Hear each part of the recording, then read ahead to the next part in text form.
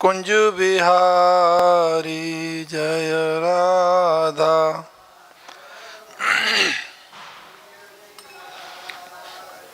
जय राधा माधव कुंज बिहारी।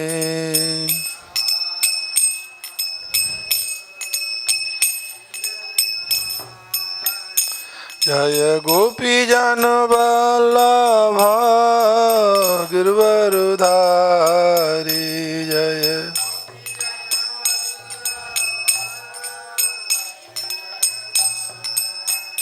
जय गोपी जन वल्लभ गिरवरधारी।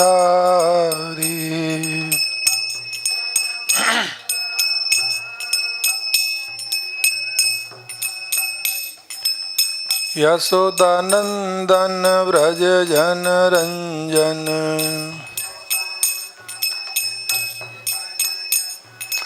यशोदानंदन व्रज जन रंजन। जमुना तीरा वनचारी।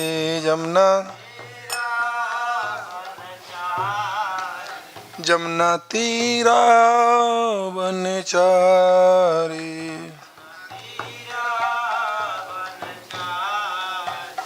जय राधा माधव कुंज बिहारी।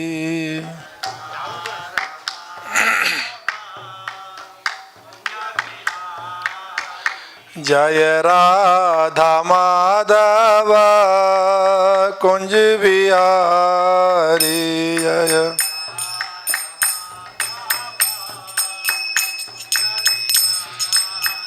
जय गोपी जन वल्लभ गिरवरधारी। जय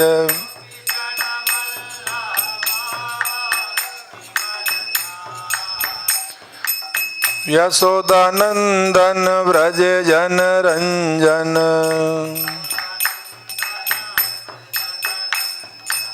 यशोदानंदन व्रज जन रंजन। जमुना तीरा वनचारी। जमुना तीरा वन। जय राधा माधव कुंज बिहारी। जय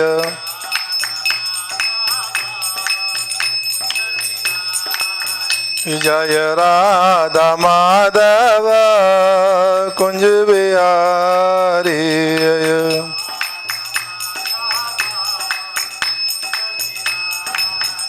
जय गोपी जन वल्लभ गिरवरधारी। जय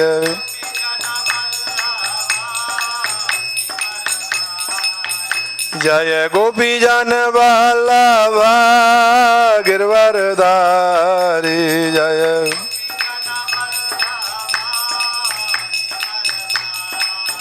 हो यशोदानंदन व्रज जन रंजन। जमुना तीरा वनचारी। जमुना हो जमुना तीरा वनचारी। जमुना हरे कृष्ण कृष्ण कृष्ण हरे हरे। हरे राम राम राम हरे हरे।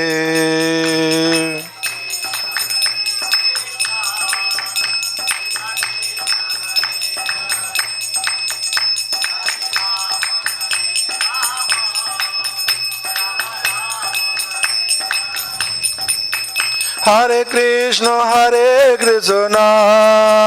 कृष्ण कृष्ण हरे हरे। हरे Ram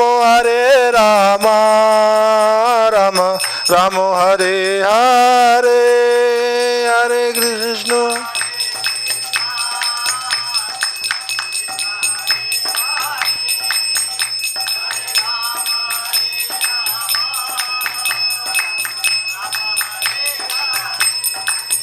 Hare Krishna Krishna Krishna Hare Hare, Hare Rama Rama Rama Hare Hare, Hare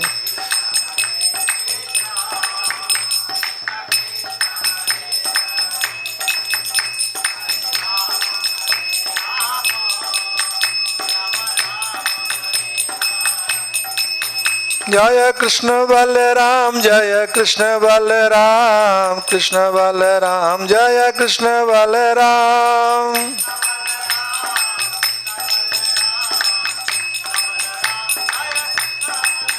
Jaya Radhe Syam, Jaya Radhe Syam, Lalta Visakha, Jaya Radhe Syam.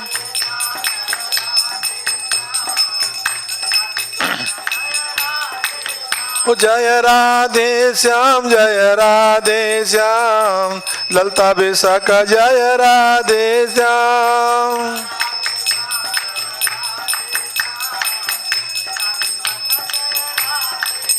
Jaya Gaura Nitai, Gaura Nitai, Gaura Nitai, Jaya Gaura Nitai.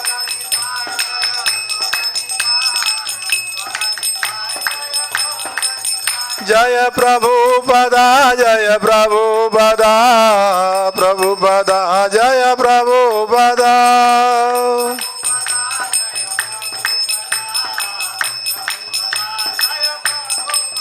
Jaya Jaya Prabhupada, Prabhupada, Prabhupada, Jaya Jaya Prabhupada.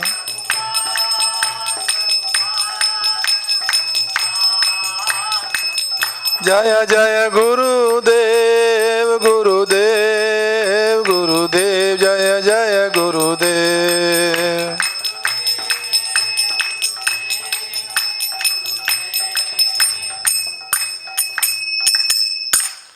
Jagat Guru Shri Prabhupada ji महाराज की, श्री श्री कृष्ण बलराम की, श्री श्री राधा श्याम सुंदर की, ललिता विशाखा देवी की, गौर निताय की जय, श्रील प्रभुपाद जी महाराज की जय, भागवत महामहोत्सव की जय, जय जय श्री राधे।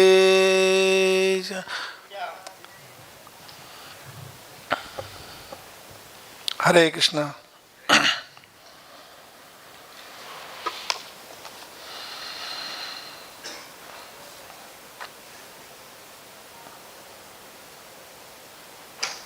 कौन सा श्लोक है?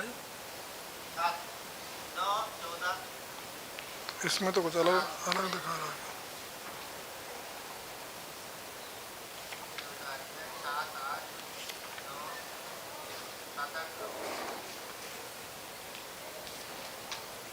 निशान अलग लग रहा है ना।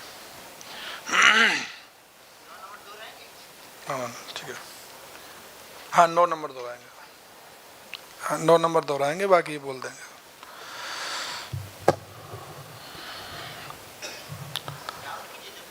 ओम नमो भगवते वासुदेवाय।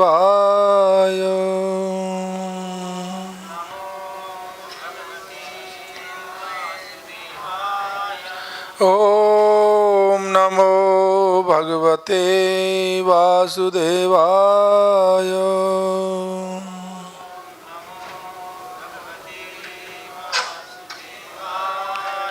ओम नमो भगवते वासुदेवाय।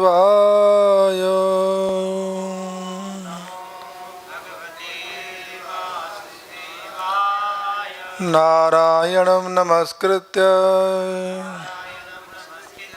नरं चैव नरोत्तमं देवीं सरस्वतीं व्यासं ततो जयमुदीरयेत्। नष्टप्रायेषु अभद्रेषु नित्यं भागवतं सेवया भगवति उत्तम श्लोके भक्तिर्भवति नैष्ठिकी।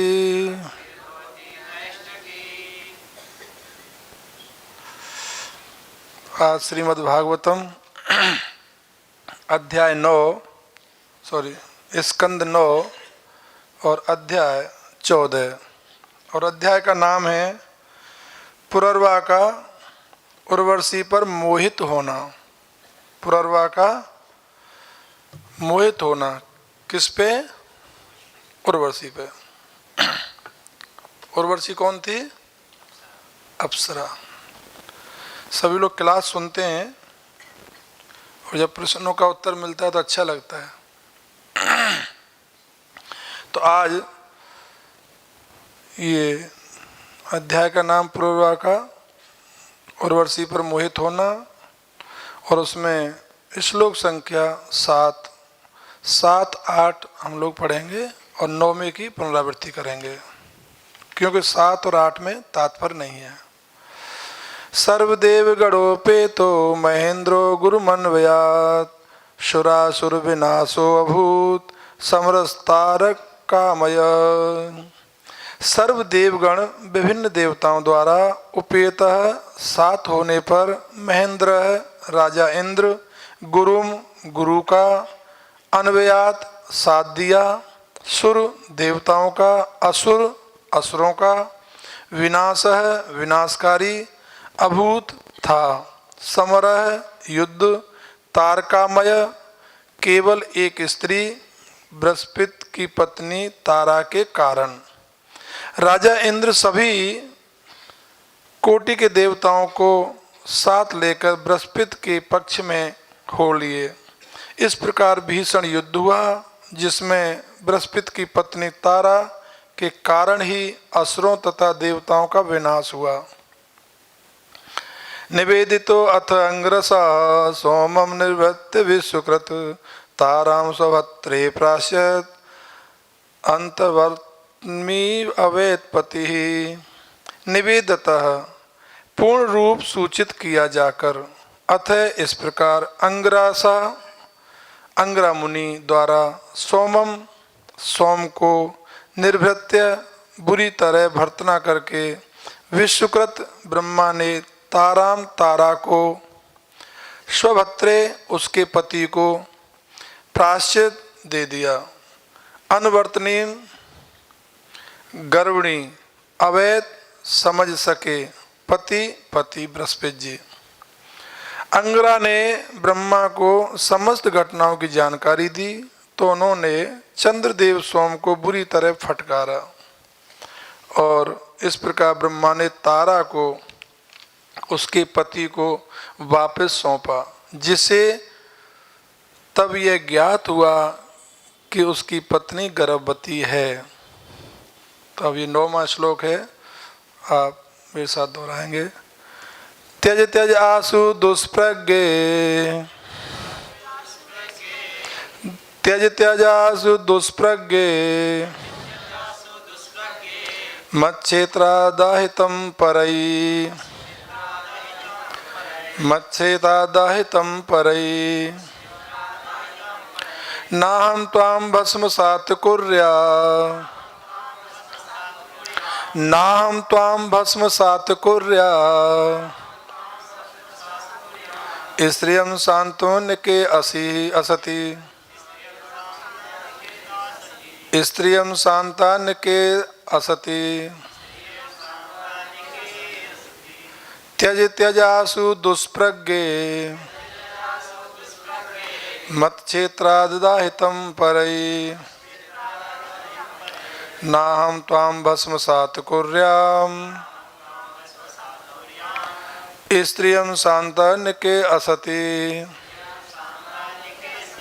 त्यज त्यजासु दुष्प्रज्ञे मत्क्षेत्रादाहितं परई नाहं त्वां भस्मसात् कुर्यात् स्त्रियं शान्तान्यके असति। प्रभु जी। त्यज त्यजासु दुष्प्रज्ञे मच्छेत्रादाहितं परई नाहं त्वां भस्मसात् कुर्याम् स्त्रियं शान्तान् के असति ते त्ययासु दुष्प्रज्ञे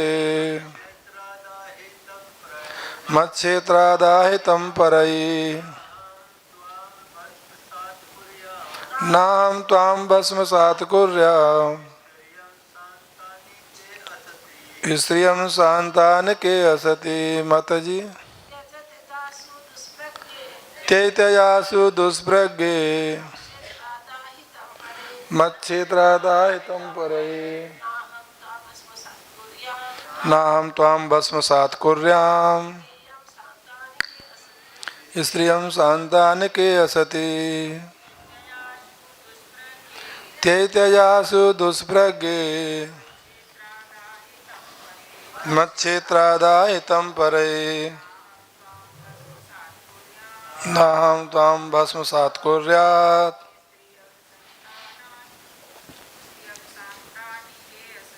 स्त्रियं शान्तान् के असति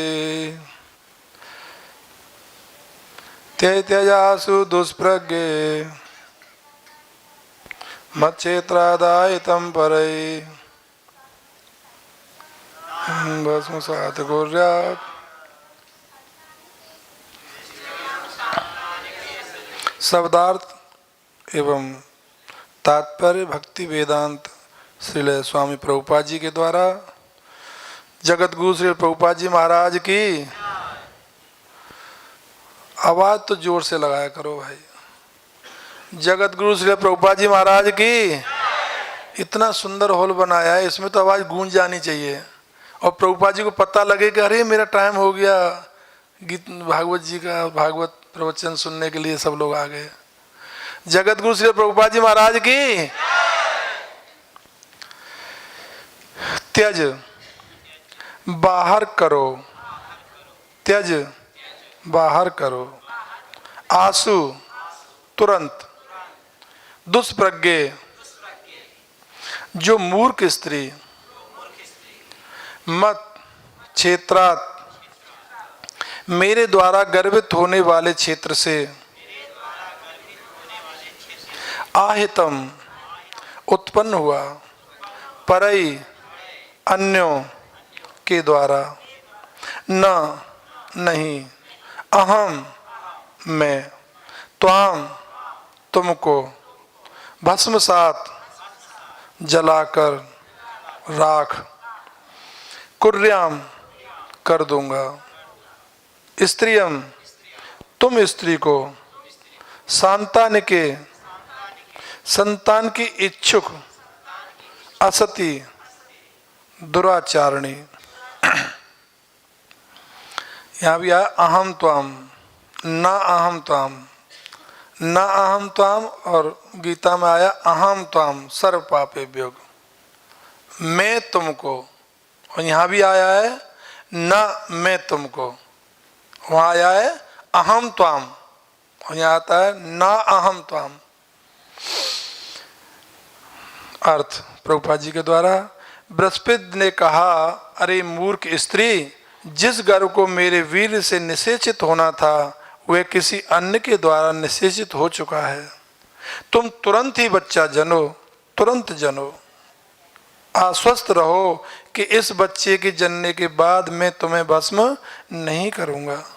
मुझे पता है यद्यपि तुम दुराचारणी हो, मैं जानता हूं इस बात को, किंतु तुम पुत्र की इच्छुक थी, अतः मैं तुम्हें दंड नहीं दूंगा। तात्पर्य, तारा का विवाह बृहस्पति से हुआ था, अतः सती स्त्री के रूप में उसे बृहस्पति से ही गर्भणी होना चाहिए था, किंतु उसने सोम से वीर्यदान लेना उचित समझा, उत्तम समझा, अतः वह दुराचारणी थी। यद्यपि बृहस्पति ने ब्रह्मा के कहने पर तारा को स्वीकार कर लिया, किंतु जब उन्होंने देखा कि वह गर्भवती है तो उन्होंने तुरंत ही तारा से पुत्र जनने को कहा। और तारा अपने पति से अत्यधिक डरी हुई थी और सोच रही थी कि पुत्र को जन्म देने के पश्चात उसे दंड दिया जाएगा। इतनी डर गई कि अब अगर मेरे प्राण जीवित हैं और इस देह में अगर प्राण हैं तो उसका एक ही कारण है, वो मेरा गर्भ शिशु। और जैसे ही गर्भ शिशु को मैं जन्म दे दूंगी तो उसी समय ये मुझे मृत्यु दंड दे देंगे, मुझे जरूर दंड दिया जाएगा। किंतु बृहस्पति ने आश्वासन दिया कि वे उसे दंडित नहीं करेंगे, भले ही वह दुराचारणी बनकर और अवैध रूप से गर्भवती हुई हो, क्योंकि वह पुत्र की इच्छुक थी। भक्ति वेदांत स्वामी श्री प्रभुपाद जी का तात्पर्य पूर्ण हुआ। ओम अज्ञानम तिमिरान्धस्य ज्ञानांजन शलाकया चक्षुरुन्मीलितं येन तस्मै श्री गुरवे नमः। श्री चैतन्य मनोभीष्टं स्थापितं येन भूतले स्वयं रूप कदा मह्यं ददाति स्वपदान्तिकं। वन्दे अहं श्री गुरु श्रीयुतपदकमलं श्री गुरून् वैष्णवांश श्री रूपं साग्रजातं सैगड़ रघुनाथान्वितं तं सजीवं सावधेतं सावधूतं परिजन सहितं कृष्ण चैतन्य देवं। श्री श्री राधा कृष्ण पादान सैगड़ ललता श्री विशाखान्वितांश। हे कृष्ण करुणा सिंधु दीनबंधो जगतपते गोपेश गोपिका कांत राधा कांत नमोस्तुते। तप्त कांचन गौरांगी राधे वृंदावनेश्वरी वृषभान सुते देवी प्रणमामि हरिप्रिये। वाञ्छाकल्पतरुभ्यश्च कृपा सिन्धुभ्यैव च पतितानां पावनेभ्यो वैष्णवेभ्यो नमो नमः। जय श्री कृष्ण चैतन्य प्रभु नित्यानंद श्री अद्वैत गदाधर श्रीवासादि गौर भक्तवृंदा।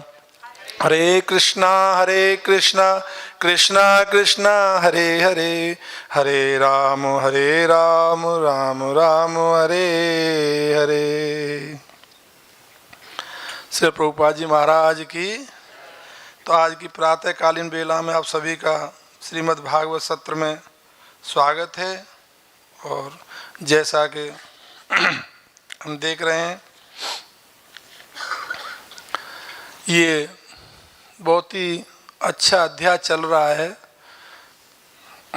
बाहर के लोग तो पता नहीं किस प्रकार से विवेचन करते हैं, संसार से इस घटना को जोड़ते हैं, लेकिन भगवान की कोई भी घटना अगर श्रीमद् भागवतम में इस लिपि में बद्ध है, इस लिपि में लिखी गई है, तो वो साधारण नहीं है, वो दिव्य है।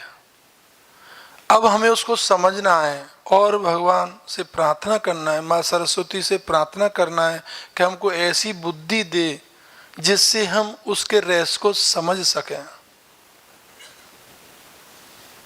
और ये भगवान ही बुद्धि दे सकता है, क्योंकि भगवान की आज्ञा से सरस्वती माँ विराजमान होती है। कब? कथयन्तस्य माम नित्यम तुष्यन्ति च रमन्ति च तेषां सतत युक्तानां भजतां प्रीति पूर्वकम ददामि बुद्धि योगम तम। योग बुद्धि चाहिए। योग मतलब भगवान से जुड़ना, भगवान से जुड़ने की बुद्धि चाहिए, तभी हम इतने बहुत गोपनीय रहस्य को समझ पाएंगे, और नहीं तो नहीं समझ पाएंगे। इतना ये जो अध्याय चल रहा है, ये कोई साधारण अध्याय नहीं है, लेकिन हम इस अध्याय में नाना प्रकार की मजाक, नाना प्रकार से उसको हीन दृष्टि से समझते हैं। ये हमारी नासमझी है। बुराइयां बहुत तेजी से संसार में फैलती हैं, बहुत तेजी से। देखा वो ब्रह्मचारी जी, उनका ये हुआ, अच्छा हाँ आगे क्या हुआ, आगे बताओ। नहीं आगे मुझे मालूम नहीं, किसको ना, मैंने उनसे सुना, तो उनके पास जाएगा, यानी उसमें खोज करेगा। क्यों? उसको आनंद आ रहा है, एक बुराई में आनंद आता है। अच्छा का प्रचार नहीं होता, अच्छाई दबती है, लेकिन बुराई एक बार अगर कोई व्यक्ति की ऐसी जिससे समाज उम्मीद नहीं कर रहा, उससे अगर कोई गलती हो जाए तो फिर समाज में जो ढिलोड़ा पिटता है सब लोग आनंद लेते हैं, हम तो ये समझते थे, हम तो ये समझते थे। आज लोक दृष्टि में देखा जाए, संसारिक, क्योंकि हम संसारी जीव हैं, उस दृष्टि से अगर देखा जाए तो जो गुरु की पत्नी का अपहरण करना और उसके साथ अपहरण ही नहीं किया, उनको गर्भवती बना दिया, कितना, अगर संसार की दृष्टि से देखा जाए तो कोई अच्छा कर्म तो नहीं है। लेकिन नहीं, हमें हर चीज को बहुत ही शुभ ढंग से, बहुत ही गंभीर होकर के समझना चाहिए। क्यों? सबसे पहले ध्यान दो कि ये जो कथा है, ये जो घटना है, ये किसमें वर्णन है? श्रीमद् भागवतम में। और श्रीमद् भागवतम क्या है? तेने वांगमयी मूर्ति प्रतीक्षा वर्तते हरे। ये पृथक रूप से भगवान का वांगमय स्वरूप है, साक्षात कृष्ण ही हमारे पास विराजमान है, लिपिबद्ध होकर के शब्दों के रूप में। वांगमय स्वरूप है श्री कृष्ण का ये, जिस श्री कृष्ण के लिए योगी, महान योगी है, ध्यानी, वैरागी एक पैर पे खड़े होकर के हिमालय में तपस्या कर रहे हैं। क्या नहीं कर रहे हैं तपस्या के लिए? केवल कृष्ण की झलक मिल जाए, कृष्ण प्रेम का एक बूंद मिल जाए, उसके लिए कठोर तपस्या कर रहे हैं सभी लोग, और करते हैं ऋषि मुनि। फिर भी क्षणिक ही दर्शन होता है, उनको दर्शन नहीं होता। माँ देवकी ने कितनी कठोर तपस्या किया और उन्होंने कहा कि आप जैसा पुत्र मुझे प्राप्त हो, तो उनको उन जैसा ही पुत्र प्राप्त हुआ। बाकी सौभाग्य नहीं मिला उनको खिलाने का, उनको स्तनपान कराने का, उनके साथ रमण करने का नहीं मिला। इतनी कठोर तपस्या के बाद कृष्ण साधारण थोड़ी है। और वो वांग्मय स्वरूप में इस कथा का वर्णन है। तो ये कथा भगवान से भिन्न नहीं है, भगवान के वांग्मय स्वरूप में स्थित है ये कथा। इसलिए मेरा निवेदन है, और हम लोगों को भगवान से प्रार्थना करना चाहिए, हमारा मन इसको ठीक ठीक समझे, इधर उधर करके ना समझे। तो ये जो कथा का सार है, इसमें बृहस्पति देव के पिता हैं अंगिरा ऋषि, और अंगिरा ऋषि के पुत्र बृहस्पति जी। बृहस्पति की पत्नी का नाम है तारा, और तारा का अपहरण चंद्रमा के द्वारा कर लिया जाता है। अब चंद्रमा चूंकि देवता है, और देवताओं के गुरु कौन है? तो वो भी उनके गुरु हुए। एक गुरु की पत्नी का अपहरण किया, और अपहरण करके फिर वो दिया भी नहीं। काफी रिक्वेस्ट किया, काफी निवेदन किया, लेकिन नहीं दिया।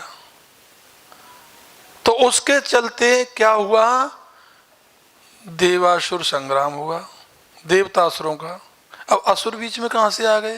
ये तो देवताओं का ही मामला था, चंद्रमा भी देवता है, गुरु शिष्य का मामला, लेकिन इसमें इंटरफियर कर दिया असुरों ने। क्यों?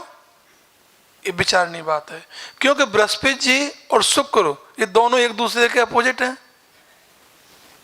तो शुक्र ने क्या किया? सपोर्ट किया किसको? सोम को, कि मैं तुम्हारे साथ क्यों चिंता कर, मैं हूं ना तुम्हारे साथ, क्या हो गया? आप अपने मन से तो लाए, उनका भी मन होगा, ये होगा वो होगा, क्या क्या नहीं बोल दिया। उनके साथ पूरे असुर दल को लेकर चले गए। और जब ये बात मालूम पड़ा भगवान शिव को, तो भगवान शिव ने क्या किया? भगवान शिव के गुरु कौन है? भगवान शिव के गुरु कौन है? अंगिरा मुनि। और अंगिरा के पुत्र कौन है? बृहस्पति। तो उन्होंने देखा, करे मेरे गुरु का पुत्र है बृहस्पति, और मेरे गुरु पुत्र पर संकट आया है। तो तुरंत उन्होंने सोचा, क्योंकि जिस गुरु ने मुझे ज्ञान दिया है उसके तो ऋण है हमारे ऊपर, गुरु के ऋण से कोई उऋण हो सकता है? नहीं। और आज अगर मुझे सौभाग्य मिल रहा है उनको थोड़ा सा सपोर्ट करने का, तो मुझे करना चाहिए। तो भगवान शिव बृहस्पति देव की तरफ हो गए, और बृहस्पति देव के साथ जब शिव हुए, तो शिव के साथ कौन जुड़े हुए हैं? भूत प्रेत पिशाच सब जुड़े हुए हैं। कोई लंगड़ा, कोई लूला, कोई काना, कोई भेड़ा, किसी आंखें ही आंखें, किसी के हाथ ही हाथ हैं, किसी के हाथ भी नहीं है, किसी का सिर नहीं है, लेकिन आ गए सब। और जब संग्राम शुरू हुआ। लेकिन ये बात जब पता लगा अंगरा ऋषि को, तो अंगरा ऋषि दौड़ के गए कहाँ? ब्रह्मा जी के पास, और जाके पूरा वृत्तांत कह सुनाया, भगवान ये घटना है। अच्छा बोला हाँ। और वो असुर और सुर दोनों में संग्राम है, दोनों में बहुत ही विनाश हो रहा है, और विनाश हुआ भी। भगवान ब्रह्मा ने सोचा ये बात तो अच्छी नहीं है, सोम को बुलाया, बहुत समझाया, फटकारा, और उनसे तारा को वापस देने के लिए कहा। और काफी समझाने के बाद सोम की समझ में आ गया, और उन्होंने तारा को, बृहस्पति देव को वापस दे दिया। सोम ने ये घटना जो सोम ने किया, क्यों किया? क्योंकि सोम को राजा बना दिया, नक्षत्रों का राजा, औषधियों का राजा। जितनी भी औषधि हैं जो पोषक तत्व देती हैं इस जीवात्मा के लिए, उन सब का राजा बना दिया। और सभी का राजा बना दिया नक्षत्रों का, जितने भी नक्षत्र हैं। तो प्रभुत्व मिल गई, गर्व हो गया उसको, गर्वित हो गया। और गर्व एक ऐसी चीज है, गर्व किसी का भी हो सकता है। ताकत का गर्व हो सकता है, पद का गर्व हो सकता है, धन का गर्व हो सकता है, सुंदरता का गर्व हो सकता है, सुंदर एजुकेशन का हो सकता है, किसी भी प्रकार का गर्व हो सकता है। इनको गर्व हो गया, प्रभुता मिल गई, प्रशासनिक अधिकारी बन गए। तो कहा गया है, रामायण में बहुत सुंदर वर्णन आया, नहीं को अस जगमा जगमाही। इस जगत में कोई भी व्यक्ति ऐसा नहीं जगा है, कोई भी व्यक्ति ऐसा नहीं जन्मा जिसको प्रभुता पाए ताय मद नाही, जिसको प्रभुता मिल गई हो और उसे अवमान ना हुआ हो। तो यहां भी राइट है, वो ही राइट हिमसेल्फ। क्यों? प्रभुता मिली, तो प्रभुता मिलके तो स्वाभाविक है अवमान आएगा, मद आएगा। तो मद आया कोई बुरी बात थोड़ी है। क्यों? कि लिखा गया है कि जिसको प्रशासनिक अधिकारी पद मिलेगा, प्रतिष्ठा मिलेगी, उसे अवमान आएगा ही आएगा। और आ गया। वो चंद्रमा को भी नहीं छोड़ा, दक्ष को भी नहीं छोड़ा। दक्ष ने यहां तक कह दिया कि ये जो बेटा है अपने दामाद भगवान शिव को, महान वैष्णव है शिव, वो खड़े नहीं हुए, ब्रह्मा जी खड़े नहीं हुए, विष्णु खड़े नहीं हुए सभा में, और वो आए तो सब खड़े हुए। तो उन्होंने देखा ब्रह्मा खड़ा नहीं, तो सबसे पहले देख रहे हैं कौन खड़ा नहीं हुआ। ये अवमान, मुझे कौन प्रणाम नहीं किया, मैं आया मुझे देख के कौन प्रणाम नहीं किया, कौन इधर उधर मुख किया। दक्ष प्रजापति देख रहा है कौन कौन खड़े नहीं हुए। ब्रह्मा, हाँ ये तो पिता में है, चलो कोई ना, छोड़ देता हूं, माफ कर रहा है अपने मन से, चलो बड़े हैं। इधर देखा विष्णु, अरे भाई ये तो पिता तो है, चलो। फिर नजर गई शिव पे, अरे ये तो मेरा दामाद है, ये भी खड़ा नहीं हुआ। और भगवान तो अपने जप में मस्त है, हरे कृष्णा कृष्णा कृष्णा हरे राम राम राम। और देखो सन्यासी पे किसी भी ग्रस्त का कोई अधिकार नहीं चलता है। भगवान राम जब वन को गए तो उस समय सुमंत से कहा गया था 1-2 दिन के बाद इनको घुमा के ले आना, ये जिद्दी है, इसका मन रह जाएगा, दशरथ जी ने कहा। और भगवान तो अंतर्यामी है, समझ गए कि दशरथ जी ने क्या कहा है। और सुमंत ने कहा कि 1-2 दिन घुमा लेता हूं, उसके बाद बोल दूंगा दशरथ जी का आदेश है, चलो लौट गए। और चलना पड़ेगा क्योंकि आज्ञाकारी पुत्र है। तो जब तीसरा दिन हुआ और जब गंगा जी के किनारे पहुंचे वो राम लक्ष्मण और मां जानकी, तो लक्ष्मण को इशारा दिया, लक्ष्मण सुमंत सो रहा है, तुम जल्दी से बड़ का दूध लेके आओ, 1 दोना भर के। तो 1 दोना भर के लाओ। क्या बोला? 1 दोना दूध लेके आओ। और लक्ष्मण गया दौड़ के, 2 दोना दूध लाया, और 1 दोना तो अपने शरीर में लगा लिया वहीं, 1 ला के लो महाराज। और भगवान ने भी जटा धारण कर लिया। सुमंत जगे, सुमंत ने कहा महाराज 3 दिन हो गए, अब आप घर को वापस चलो अयोध्या को। तो भगवान राम कहने लगे, नहीं, मैं, माँ ने मुझे 14 साल का बंद दिया है, मैं 14 साल की अवधि पूरी करके ही लौटूंगा। ये मेरी माँ का, मेरे पिता का आदेश है। बोले पिताजी ने आदेश दिया है मुझे, और मैं राम सत्य बोलता हूँ, आज तक मैंने कभी मिथ्या नहीं बोला। 3-4 दिन के बाद उनको लौटा लाना, आज 3-4 दिन हो गए। ये मैं नहीं कह रहा हूँ, दशरथ जी का आदेश है। भगवान मानो जमीन खिसक गई, कैसे मने करें। भगवान ने कहा सुमंत मैं मानता हूँ, लेकिन सन्यासी पे पिताजी का, पुत्र का, पत्नी का, भाई का, किसी का कोई आदेश नहीं चलता है, और मैंने जटा धारण कर लिया है, इसलिए मैं नहीं जा सकता। आदेश, और वहां भगवान शिव कौन है, महायोगी है, उन पे क्या आदेश चलेगा किसी का। खड़े नहीं हुए तो क्या बोला, ये खड़ा नहीं हुआ, बंदर मरकट जैसे मुंह वाला है, शमशान में भस्म का लेपन करने वाला, शमशान में रहता है, इसको समाज से लेना देना क्या है। समाज में रहे तो पता लगे ना कि समाज क्या होती है, किसको कैसे रेस्पेक्ट दिया जाता है, ये क्या जाने। मेरे तो भाग्य फूटे बेटी के, जो मैंने अपनी बेटी इसको दे दिया, लेकिन मैं क्या करूं, बेटी भी जिद पड़ गई। समाज में सब तरह से मेरा आनंद हो गया, मैं किसी को मुंह दिखाने लायक नहीं रहा। क्या क्या बोलने लगा, भगवान चुप अपना बैठ करके बस माला जप कर रहे हैं। और आखिर में ये तक बोल दिया, इस देव को,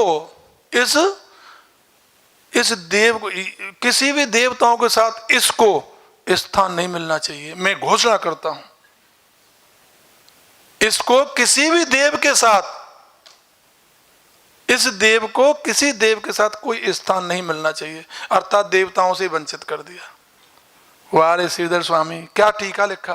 कहते हैं बिल्कुल सही कहा उन्होंने। हम लोग जो गलती ढूंढ रहे हैं ना, चंद्रमा ये वो क्यों हुआ, श्रीधर स्वामी कहते हैं कितना अच्छा किया, कितना सुंदर कह रहे हैं वो। इस देव को, ये देव थोड़ी है, ये तो महादेव है। देव को देव के साथ मिलना चाहिए स्थान, क्यों मिलेगा उनको स्थान, इनको तो अलग स्थान मिलना चाहिए। और आज भी यज्ञ कुंड में भगवान शिव को अलग स्थान दिया जाता है।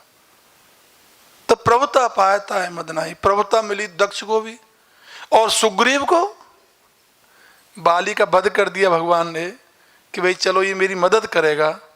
और वहां इतनी पत्नियां मिल गई, अपनी पत्नी वापस मिल गई, बहुत सारी बंदरियां मिल गई, और सुग्रीव भूल गया ऐसा आराम में कि मुझे भगवान राम से क्या वचन दिया था, क्या मुझे वहां करना है, एकदम भूल गया। और मस्त होकर के बस रात दिन इंद्रिय भोगों में लगा रहा। जब लक्ष्मण को पता लगा भैया क्या हुआ, अभी तक कोई जवाब नहीं दिया सुग्रीव ने। वो कह रहा था कि मैं आपकी मदद करूंगा सीता जी को ढूंढने में, लेकिन मदद की क्या चले, वो तो शकल भी ना दिखा रहा हो, ना कोई मंगला, ना दर्शन, ना क्लास, कुछ भी ना है। इसको तुमने इस्कॉन ज्वाइन करा के बड़ी गलती कर दी। श्री प्रभुपाद जी महाराज की जयकारा जोर से लगाया करो। जगत गुरु जी प्रभुपाद की। तो ले तो नया भक्त बनाया था, न्यू भक्त। लक्ष्मण जी बोले मैंने ये भक्त बनाया, इसने मेरा नाम बदनाम कर दिया। ये तो कुछ जब पूजा पाठ कुछ नहीं, लेकिन मैं इसको छोड़ूंगा नहीं। क्रोध करके जाते हैं, समझाते हैं, वो आता है पैरों में गिरता है। तो कहने का तात्पर्य यह है कि जिसको प्रभुता मिल गई, धन मिल जाता है, वैभव आ जाता है जिसके पास, उसके पास डॉक्टर, मास्टर, कलेक्टर लाइन में बैठे रहते हैं। सेठ जी मुंह की तरफ देखते हैं, सेठ जी, और सेठ जी बड़े खुश, सब लोग बैठे हैं। अब सेठ जी जो कुछ बोले, चाहे वो कोई बेवकूफी की बात बोले, कोई ज्ञान नहीं, कोई वैराग्य नहीं, कोई समाज से उस शब्द का कोई लिंक नहीं है, लेकिन बोल रहे हैं वो मुंह की तरफ, वाह वाह वाह वाह सेठ जी, वाह सेठ जी। क्योंकि सेठ जी पैसे वाले हैं। नहीं, अगर पैसा है, खेत में अगर पानी ज्यादा भर गया है तो उस पानी को निकाल देना चाहिए। क्यों नहीं निकालोगे तो क्या होगा, पौधा सड़ जाएंगे। वही पैसा विनाश का कारण बन जाएगा, और वही पैसा अगर भगवान की सेवा में लग जाएगा, भगवान के मंदिरों में, देवालय में, भंडारे में, गरीबों के प्रसाद में लग जाएगा, फूड फॉर लाइफ में लग जाएगा, तो तुम्हारा कल्याण हो जाएगा। प्रभुता मिल जाए तो उसका लाभ उठाओ। क्यों कि सभी लोग तुमको देख रहे हैं। सभी लोग आशा कर रहे हैं कि हाँ ये कुछ करेगा। आज देश में 33 करोड़ 133 करोड़ लोग हैं, उन सब की एक ही आशा रहती है हमारे जो प्रधानमंत्री हैं, हाँ अब कुछ अच्छा करेंगे।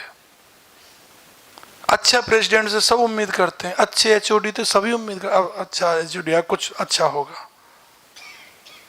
अच्छे व्यक्ति से समाज उम्मीद करता है। इसलिए अच्छा व्यक्ति अगर तुमको भगवान ने बनाया है, धन दिया है, तो किस लिए दिया है? कितने आश्रमों में धन आता है, करोड़ों करोड़ आ रहा है, लेकिन आश्रम में मेहनतों की जो 3 डोनेशन बॉक्स हैं, 2 साइडों में एक सामने, तीनों डोनेशन बॉक्स भरे रहते हैं, कभी खाली नहीं होते। और हमारे मंदिर में हर दूसरे दिन डोनेशन बॉक्स खाली होता है। तो वो उन्नति नहीं कर पा रहे हैं। लेकिन डोनेशन बॉक्स तो हमारे इस्कॉन में भी आया, दान तो प्रभुपाद जी ने भी लिया, धन तो प्रभुपाद जी का भी बहुत आया, लेकिन प्रभुपाद जी ने पूरे विश्व में बांट दिया। जहां भी देखा यहीं मंदिर बनाओ, जहां देखा भंडारा चलाओ, यहां देखा ये करो। एक बार महाराष्ट्र में अकाल पड़ गया था, प्रभुपाद जी के पास आए, प्रभुपाद मदद करो, प्रजा भूखी है। प्रभुपाद बोले क्या हो गया? ना महाराज अकाल पड़ गया। तो एक टीम भेज दिया वहां पे खिचड़ी प्रसाद वितरण करने के लिए। 1 हफ्ते तक खिचड़ी वितरण हुआ और 1 हफ्ते बाद प्रभुपाद जी ने बुला लिया, आ जाओ। और जब वो आने लगे तो सब लोग रोने लगे, महाराज हम मर जाएंगे, क्या कर रहे हो? उस दिन से हम लोग बड़े आराम से खिचड़ी प्रसाद खा रहे थे। तो लोग यहाँ पे आए, प्रभुपाद जी से बोले प्रभुपाद क्या करें? प्रभुपाद बोला आजीवन तुमको खिलाने का ठेका थोड़ी ले रखा है, परिस्थिति बनी, हमने कहा, आपने कहा, हमने आपका रिक्वेस्ट स्वीकार किया, हमने खिला दिया। अरे परमानेंट सॉल्यूशन ढूंढो इसका ना। महाराज क्या है? बोले जो हम कर रहे हैं वो करो, कीर्तन करो सभी पूरे गांव वाले, एकादशी व्रत धारण करो, और जो एक दूसरे का झगड़ा है सबको शांत करो, केवल कीर्तन करो, हरे कृष्ण महामंत्र का जोर जोर से कीर्तन, अखंड कीर्तन करो। वर्षा ना हो, इंद्र की पावर है कि वर्षा ना करे, करेगा। पर कब करेगा? जब तुम भगवान के हो जाओगे। और ऐसा ही हुआ, उन्होंने अखंड कीर्तन शुरू किया और कुछ दिन के बाद वर्षा हुई, फसल हुई और अकाल खत्म हो गया। तो कोई भी काम असंभव नहीं है, पर करने वाले का ये आलस है। सुबह सुबह जो नींद आती है, हाय हाय कैसे जाएं, रजाई के बराबर आनंद किसी में नहीं है 3-4 महीना तो लगातार, और उसको त्यागना तो बहुत कठिन काम है।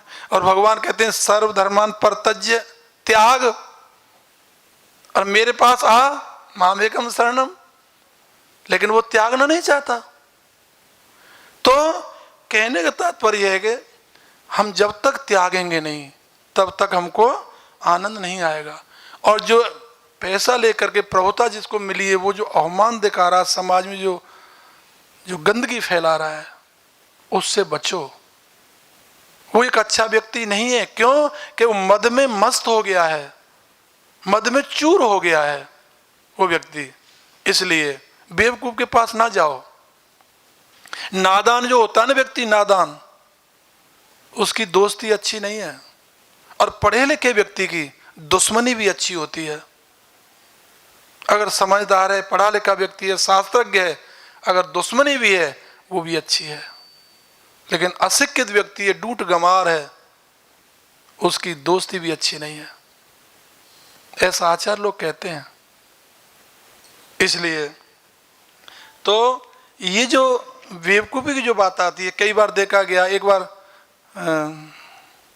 राजा ने कहा, राजा सम्राट थे, उन्होंने कहा बीरबल से, बीरबल आप इतने चतुर हैं, हर प्रश्न का उत्तर देते हैं, भाई मैं आपके पिता से मिलना चाहता हूँ। पिता ने कितने अच्छे संस्कार आपको दिए, मैं एक बार मिलना चाहता हूँ उनसे, कितना अच्छे से पालन किया।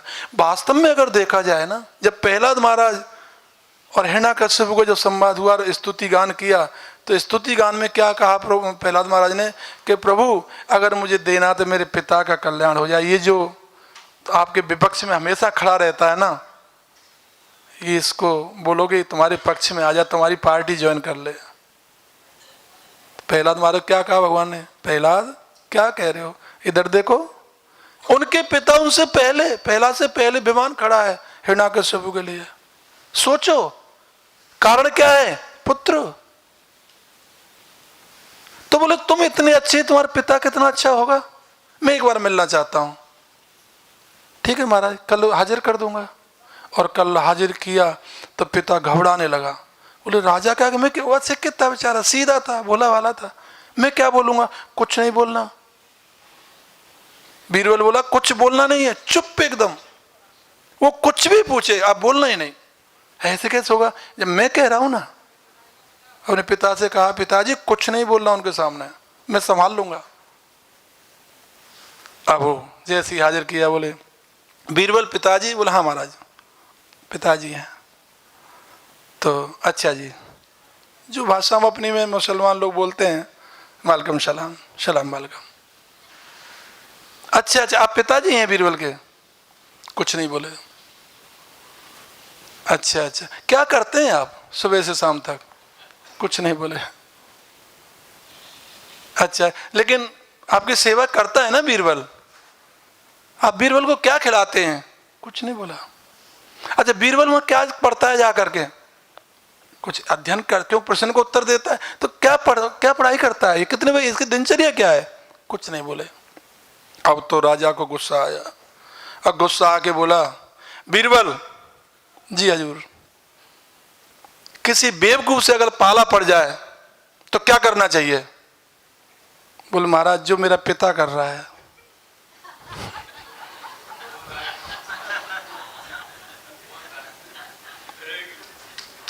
श्री प्रभुपाद की। बोले क्या करना चाहिए? बोले महाराज पिता से सीखो, जो ये कर रहा है। किसी बेवकूफ से पाला पड़ जाए तो क्या करें? समझ गए? इनडायरेक्टली क्या बोल दिया? तो चतुर लोग चतुराई से ही, शब्दों के खेल से ही सामने वाले से अपना बदला ले लेते हैं, मुंह से नहीं कहते। तो ये प्रभुता है, प्रभुता उसको मिली हुई है। एक पिता को ऐसे बोलना कि बेवकूफ से पाला पड़ जाए तो क्या करें, वो भी इनडायरेक्ट बोल रहा है और ये भी इनडायरेक्ट ही जवाब दे रहा है। इसलिए समय का अभाव है, तो हमेशा याद रखो जो पद मिला है उस पद की गरिमा रखो, पद में अटक के मत रहो। पद मिल गया मैं ये हूं, अब तो मुझे एचओडी, मैं ये हूं, मुझे ये अधिकार मिल गया, इधर नहीं इधर नहीं, ये नहीं। सम्मान तृणादपि सुनीचेन। और जो व्यक्ति अवमान करता है उसकी गति गीदड़ जैसी हो जाती है। वो व्यक्ति समाज में कोई, और विशेष कर अध्यात्म की तरफ से तो वो जीरो ही हो जाता है। अध्यात्म का उसका पतन ही निश्चित है। जो व्यक्ति क्यों मद में, मद लो मोह मद मत्सर, ये सब क्या है? ये पतन के कारण है। बताते हैं जो गीदड़ होते हैं एक बार इकट्ठे हुए, कहने लगे भाई हम इतने, हमारा नाम कोई गौरव से नहीं लिया जाता, तो क्या करें ना, मरना ही अच्छा है, मर जाते हैं। मरते क्यों हैं? तो यूनियन बना लेते हैं। हाँ, हम एकत्रित होते हैं, सब लोग इकट्ठा होते हैं और एक कोड वर्ड करते हैं। अगर शेर भी अटैक करे तो कोड वर्ड बोलो कोई भी, सब गीदड़ इकट्ठे होंगे और एकदम अटैक करेंगे और उसको खा जाएंगे और हम अपना गौरव से जी सकते हैं। और अगर ऐसी सत्ता रही तो हो सकता है हम जंगल के राजा हो जाएं। ठीक है, तो सब इकट्ठे हुए। तो मैं, किसान बारी कहते हैं ना, जो खीड़ा ककड़ी जो बेल बो के रखता है जंगल में, छोटी सी झोंपड़ी डाली हुई थी और वहीं गीदड़ों से मीटिंग किया। तो उन्होंने कहा ठीक है भाई, फिर इसका पालन कुछ मैनेजमेंट होना चाहिए, टेम्पल कमांडर है, किचन इंचार्ज या प्रेसिडेंट कुछ बनेगा। बोले एक प्रेसिडेंट बना दो, उसी के अध्यक्ष हम काम करेंगे। तो एक अच्छा सा गीदड़ था, उसको प्रेसिडेंट बना दिया। लेकिन प्रेसिडेंट की वही सर्टिफिकेट पर ऑथराइज तो होना चाहिए, अथॉरिटी लेटर तो देना चाहिए। ऐसे कहने से मान लीजिए जो एब्सेंट अभी नहीं आया वो कैसे मानेगा मैं प्रेसिडेंट हूँ?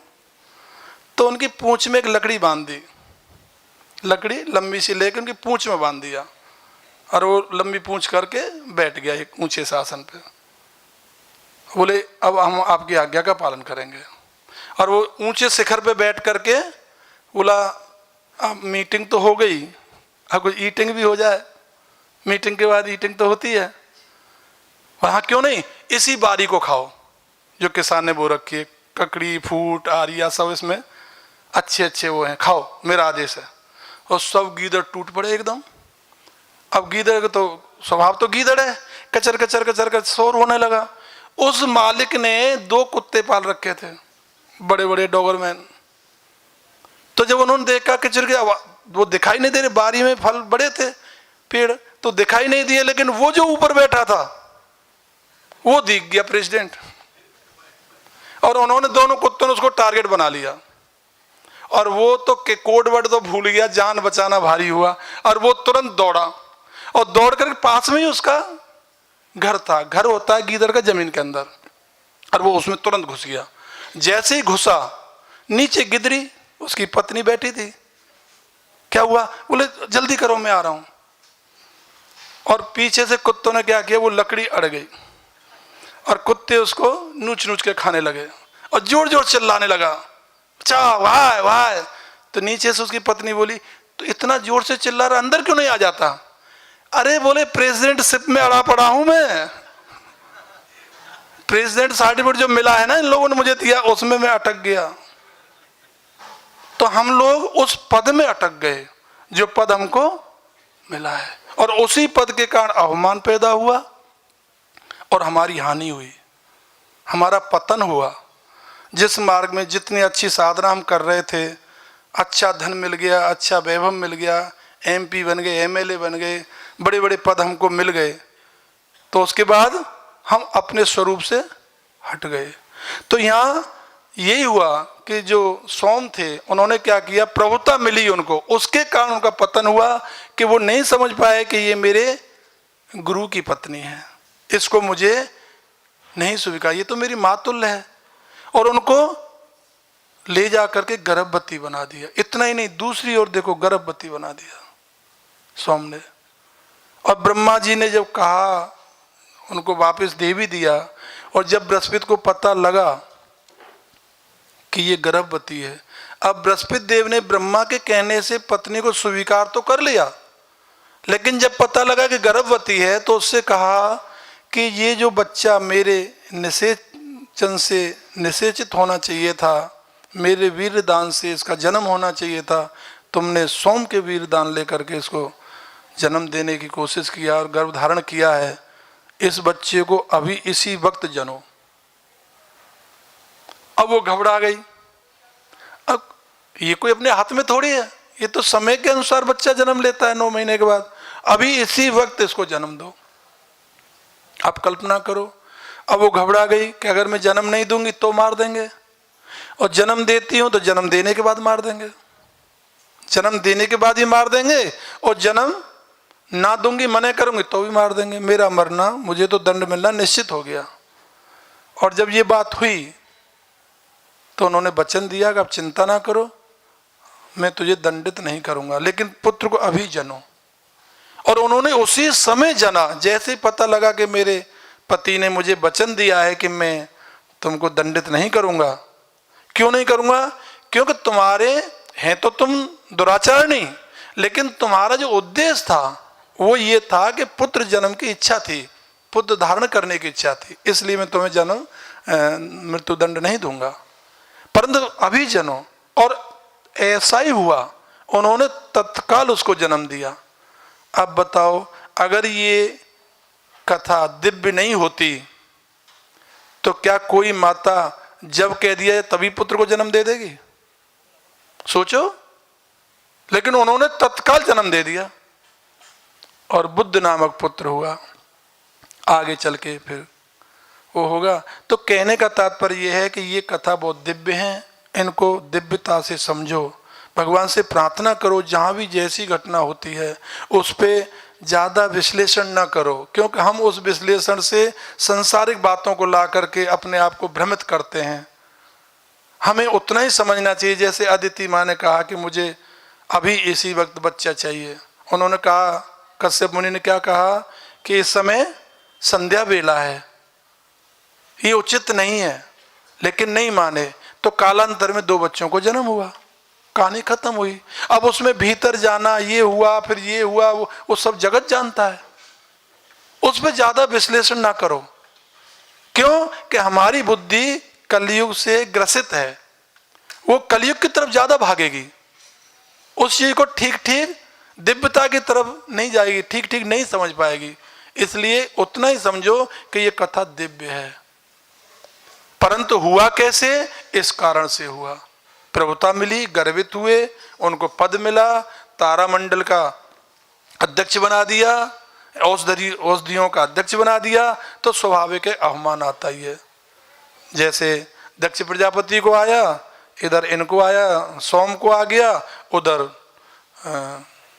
जो क्या नाम था उनका, सुग्रीव को आ गया। तो जब ऐसे महान भक्त जो सामने भगवान जिसके हैं, उनके साथ खेल रहे हैं, उनके साथ क्रीड़ा कर रहे हैं, जब उनको ये नहीं छोड़ता तो हमको कैसे छोड़ेगा? इसलिए भगवान से प्रार्थना करना चाहिए, प्रभु हमें बस जिस देश में, जिस वेश में, जिस परवेश में रहो, राधा रमन राधा रमन राधा रमन कहो। जगत गुरु श्री प्रभुपाद जी महाराज की, भागवत महामहोत्सव की जय।